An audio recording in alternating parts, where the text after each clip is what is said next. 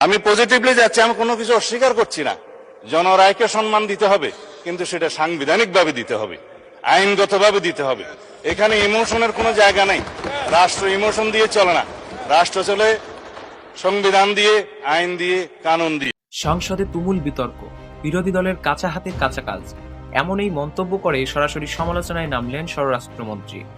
জাতীয় সংসদের সংবিধান সংস্কার নিয়ে বিরোধী দলের প্রস্তাব ঘিরে তৈরি হয়েছে উত্তপ্ত পরিস্থিতি।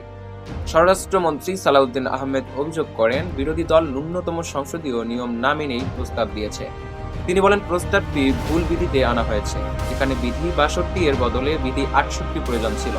এমনকি বিধি ৬৩ সম্পর্কেও কোনো ধারণা দেখাতে পারেনি বিরোধী দল, যা সংসদে হাস্যকর পরিস্থিতির সৃষ্টি করেছে। এদিকে বিরোধী দলের অভিযোগ, সরকার সংবিধান সংস্কারের মতো গুরুত্বপূর্ণ বিষয়কে মাত্র ৩০ মিনিটের আলোচনায় সীমাবদ্ধ করতে চায়।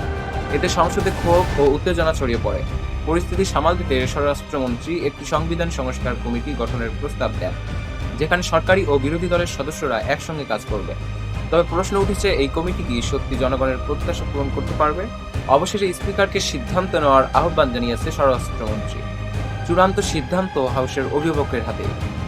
সংসদের এই উত্তেজনা কি বড় রাজনৈতিক সংকটের ইঙ্গিত? জানতে আমাদের সঙ্গেই থাকুন। ধন্যবাদ।